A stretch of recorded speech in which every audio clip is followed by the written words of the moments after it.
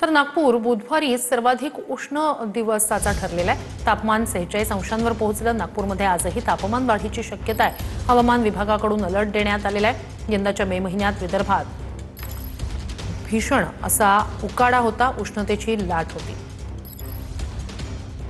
विदर्भात सूर्यदेवता सध्या आग ओकताना पाहायला मिळते आहे। नागपूरसह संपूर्ण विदर्भ जो आहे तो या उन्हामुळे होरपळून जात असल्याचं चित्र एकंदर निर्माण झालेलं आहे आणि तापमान जे आहे ते वाढतच आहे। हवामान विभागाने सुद्धा अलर्ट जारी केलेला आहे आणि येणाऱ्या दिवसांमध्ये सुद्धा तापमानामध्ये मोठ्या प्रमाणात वाढ होण्याची शक्यता जी आहे ती वर्तवली जात आहे। एकंदर तापमानाचा जर विचार केला तर काल विदर्भातील वर्धा जिल्ह्यामध्ये 47.1 अंश सेल्सिअस एवढा उच्चांकी तापमान जे आहे त्याची नोंद करण्यात आली। तर नागपूर सुद्धा त्याच्या पाठोपाठ जे आहे ते 46.6 अंश सेल्सिअस एवढ्या तापमानाची नोंद करण्यात आलेली आहे। उन्हाचा जर कहर आपण बघितला तर मोठ्या प्रमाणात होताना दिसतो आहे, नागरिकांना हैराण करताना पाहायला मिळते आहे।